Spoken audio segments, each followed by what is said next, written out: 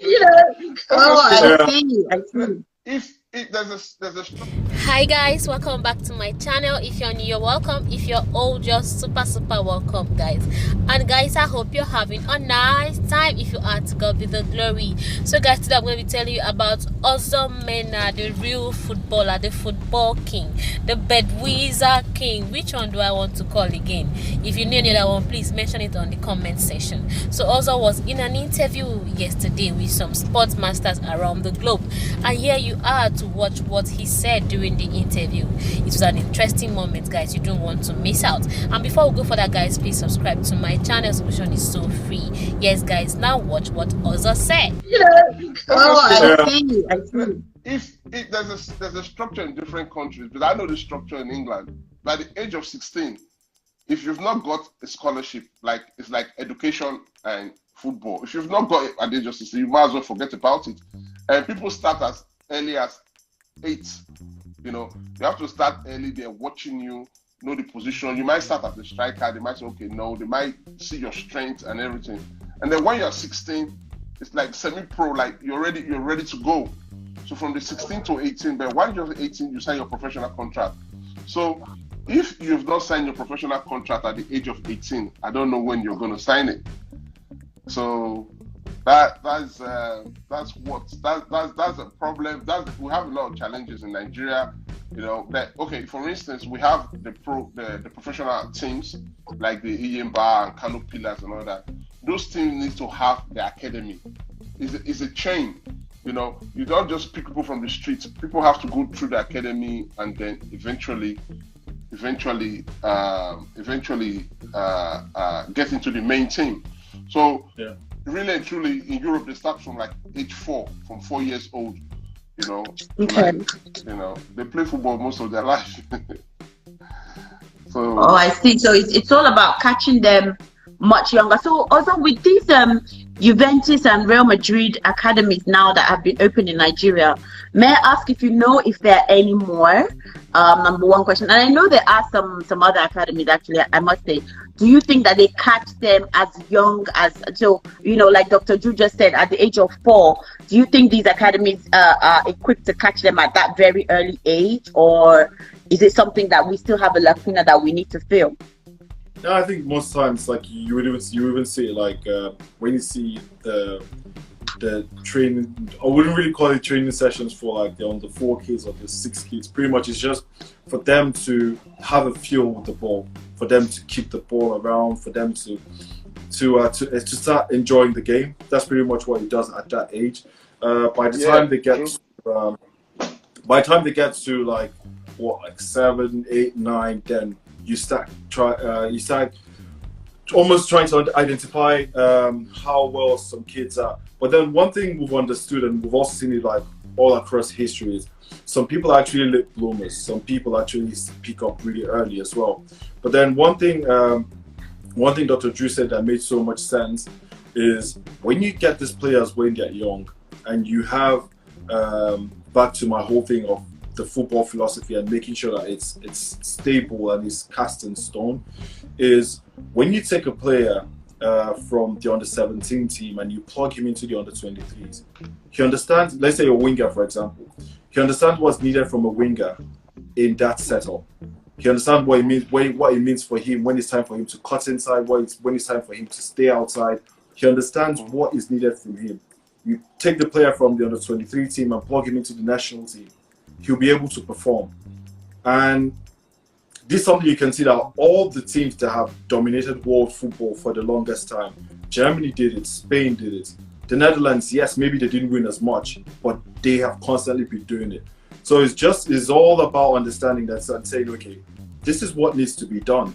And Dr. Drew is correct. You start this thing at a very young age, because even for a country that is small as Latvia is, already the kids already understand what it means to receive the ball in tight spaces. So you have during the training session, so they set the cones almost like in a triangular form. So the triangle behind the kid is almost like the kid almost feeling a player that's behind him. So the training session is Pressure. once the ball is into that position, you pop the ball either to the left or to the right, and then you spin and try and run it behind. these are understanding. So when the kid is on the pitch, he already has a vision of what's going on behind him.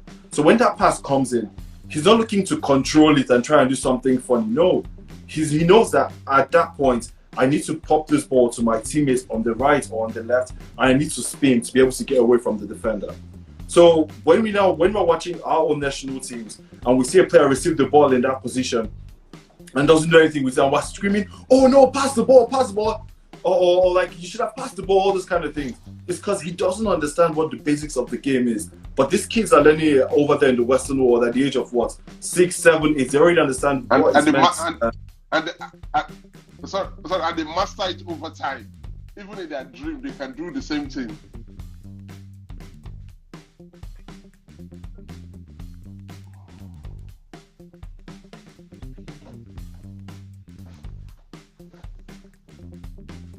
You watch football players, even at the academy level, many of them actually learn football the way we learn at school. I always use football. Sometimes people don't understand. It's almost like schoolwork. Not everyone that had a first-class degree is extremely brilliant. Some people studied over time to get a first-class degree. Some people become very good or almost world-class football players from constant practicing and learning what the game is, and they're able to become almost world-class players, or if sometimes world-class players.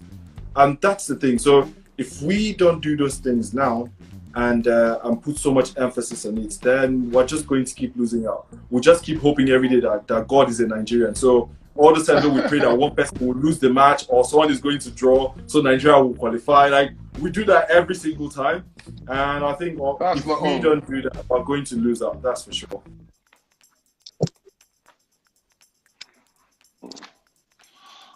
I know, because like I said before, we Nigerians, I know 100% we're really talented in the area of football, but something is making us lose out from time to time.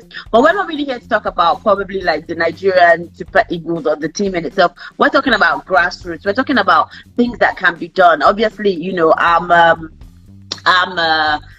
work for the Minister of Youth and Sports, and one thing that my minister has continually discussed with us is we don't have all the solutions. The only way we can get the solutions is to talk to people like yourself, Other, and Drew, and find where, you know, you guys can prefer some solutions to us and we can implement them, because we're here to implement, but we don't know everything. So when, you know, people are always looking to government to solve every single problem, yes, government will solve every single problem, but we need to be able to identify the problems and also talk with people like you guys to figure out, okay, what are the possible solutions. So far, I know that the Ministry of Youth and Sports, we've started the Headmasters Cup, the Principals Cup, which is taking the sport back to grassroots. There are some talks about having what do you call them, football pitches and sports arenas in when I say local government areas, not to call them local areas, so that we sort of like build up more football in those areas. But my fear is just that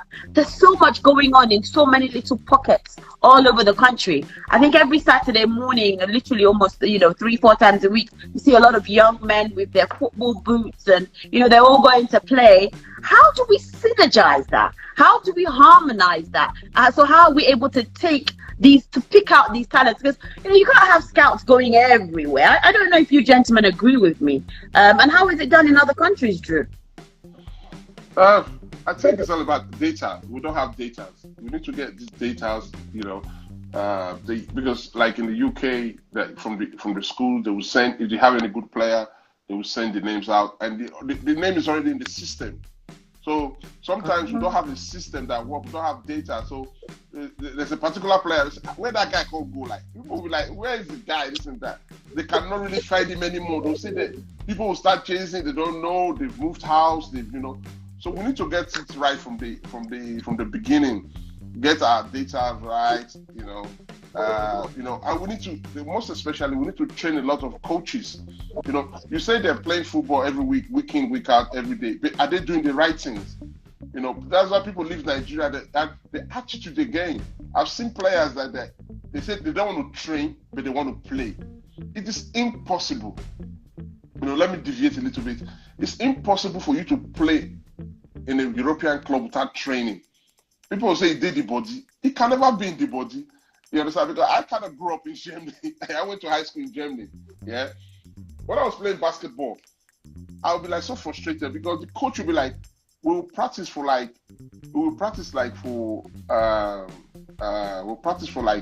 maybe 30 minutes and play like for 15 minutes. We practice more than we play.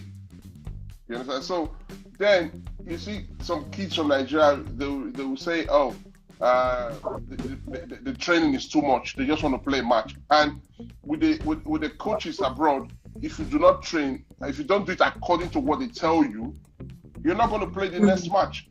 When they tell you that you have to go, you have to be like Nigerians, the players, they have to be teachable. You must be ready to learn. Even if you think you know how to play the football, you have to listen to the coach. Because if you do not listen, if he tells you in a football match, I don't want you to go for the ball. I just want you to mark this guy. I don't want you to go for any header. I just want you to be on this player. If you do otherwise, you might not play the next 3 games or the next 5 games. So we need that discipline.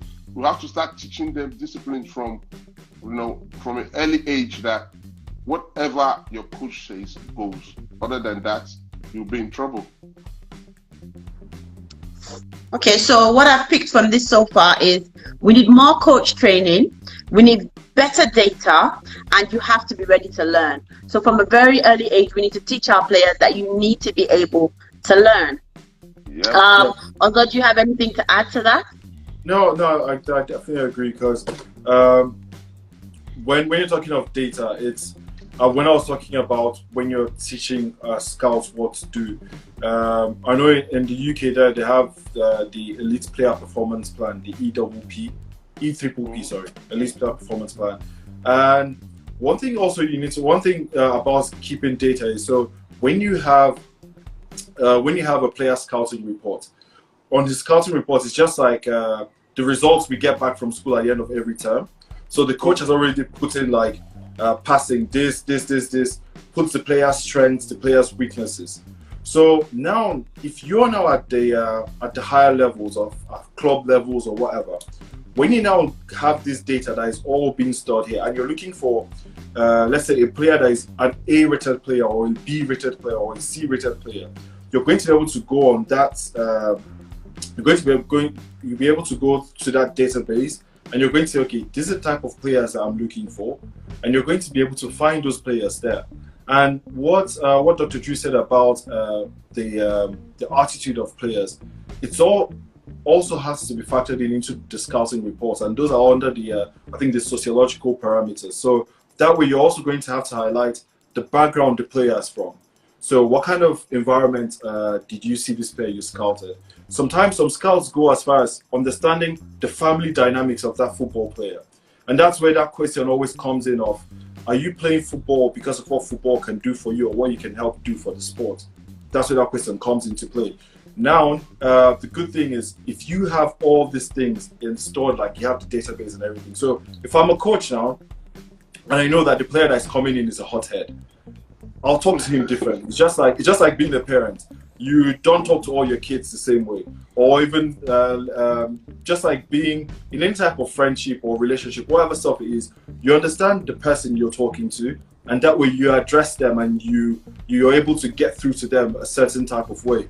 So that's what coaches also do out there in the West. They understand, for example, the way a coach would talk to Balotelli was never the same way they'll talk to Cristiano or Messi, for example, So it's all about understanding the type of player that's coming into your dressing room, and that way you have an idea and say, okay, fine, if this player doesn't do well, how could I talk to him? On the other hand, again, you also have some players that can be really, really talented, but if they do something wrong, and let's say you go at them hard, they go into their shell and they're not able to perform. So you also need to know the players you need to talk to in a soft way, the players you need to like really, really rattle their cage for them to really perform. And I think this is something that I think that is fundamental that we really need to look at as well. Okay, that's great. I don't know if there are any questions out there that we want to read. Oh my God, I don't understand anything about football. I think I'm loving it already. That person, I think you're just loving us. It's not got anything to do with the conversation. No, King it has of to do with the conversation. I'm just kidding. If Nigerians chickens out, we are talking. Oh, I couldn't read that. Sorry. The Minister of Sport and Minister of Education should merge and harness our young talent. So there should be a merger. But I think when it comes to this Principals Cup and Headmasters Cup, I think that's a merger of education and sport at the same time. So we are working on it, but we'll keep going. Since I was 5, I've been playing, but I've been playing no support, no scout. That's Lucky Bellerin. So Lucky Bellerin, we'll hook you up with Dr. Drew, and we'll see how we can get a scout to see you. Ozo is good, smart man. Dr. Drew, we love you. This is not about loving. I'm jealous. So okay. Kemi, I'd like to add one more thing, because Dr. Drew also was talking about like what we need to do on the educational side as well. Another part that I think there's a question there. Sorry, there's one question someone's asking. Just sorry, Kemi, have a look at that. No, sure. Please feel free. Yeah, so I was saying the parts Dr. Drew touched on, that when he was talking about the educational side of everything, is if you look at the side of, let's say, the media side, the sports media side, I think that part has, if you ask me, has it really improved? Yes, definitely it has. But then another part we also need to look at is also the side of the sports science and sports medicine as well, or you could say football medicine. We're looking at the physios, because the real fear now many people go into when they're trying to play football here is there's always that lingering thing behind your head. If you get injured, would you get the right? Is that Agapo? Sorry, just a shout out to okay. Yeah. Yes, go on, sir. Yeah, so people have that thing, that lingering thing behind their head is, if I play or if I get injured, will I get the right treatment for me to continue playing football? So I think that's something we also need to look at. Again, it's not just, I know we always talk about the on-field side, but then there's still the behind-the-scenes side, the administrative side as well, and looking at sports medicine and sports science. I know it sounds like it's not doable, but it really is. It's all about everything. Like, do we have the mindset, or are we willing to take that next step? And I think if we are, I don't see any reason why we can't achieve things, for sure. Why? Because I know I was also part of a conversation lately where I learned something in the sports medicine side, or would you say sports science side? I think medicine. The conversation was more about anti-doping, and it was about how there are so many illegal substances that are actually in things that you wouldn't even know. So I think that education of that is very, very important from a very early age, because you could think, don't quote me on this, because I know somebody might quote me, like you could think having a cup of a particular type of tea is good for you, but then you find out that there are actually some substances in that tea that one shouldn't consume. So it's very important to learn those side of things as well. And I don't know, sort of like even when you're at the grassroots level, but you feel you're budding and you feel you're going somewhere, it's important to look into the areas of insurance. So, because I know, abroad, a lot of our players, Drew, you would testify to that. They're very well insured medically. So these issues which Ozo just spoke about don't really come to them. Am I right in saying that? Dr. Drew? What did you say? Sorry.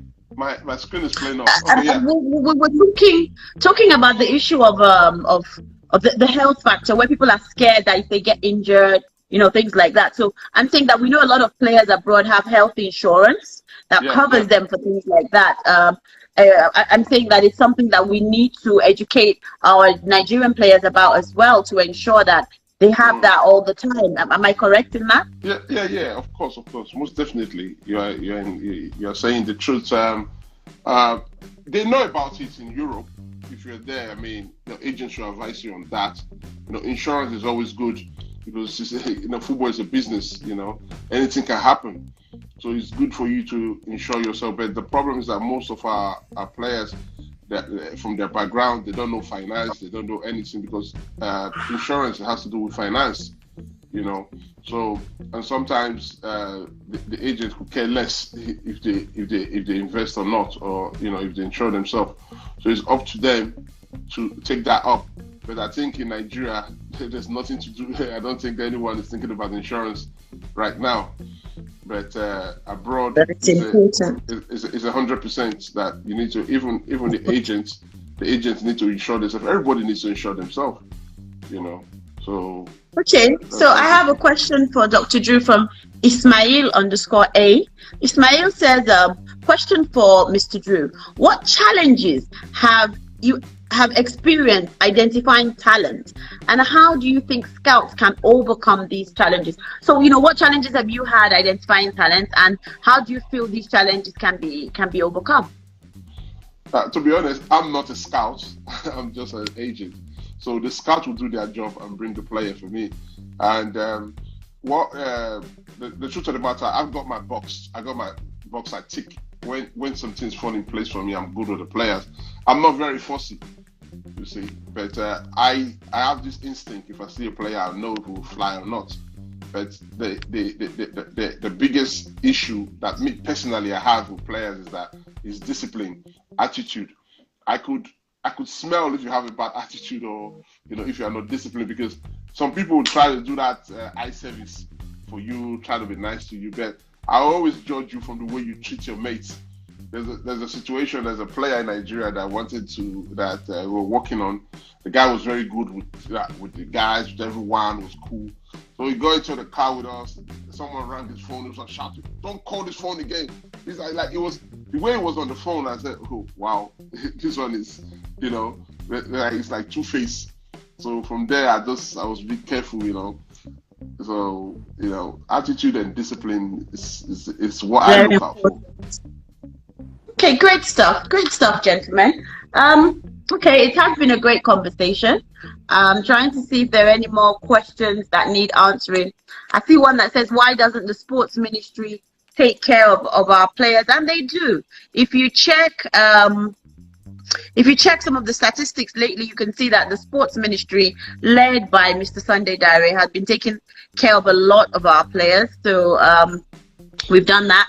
Question is for Mr. Drew. I really want to know how you negotiate with clubs. I think you need to DM him on that one. Let him give you the skills. He might charge you for the session. I think, I'm not so sure. So guys, I don't know. This is the first of its kind. Talking with us or talking with Dr. Drew. Unfortunately, we couldn't get Kola on, but I hope if we decide we want to do this again, that we might be able to get Kola on. So guys, if you'd like us to come back and have this conversation again, please drop your comments now and tell us when, because Dr. Drew, I think you told me earlier that there's actually a major match happening right now while we're talking. Am I correct? No, the Champions League game was start. The Champions League game was start, so everyone is actually on the run. Okay, has it started or it's just about to start? About to. We need to run. Everyone is about to run. We need to get Polo on this now. Oga Polo. Okay, is he able to request to join? If he requests to join, although may wish to let him in. Okay. Let's see if we can do that. Oga Polo, are you there? Just request to join. And Kola, if you're with us as well, please request to join or give us some comments in the comment section. Like I said, I'm special assistant on ICT, so I don't know what you guys are talking about.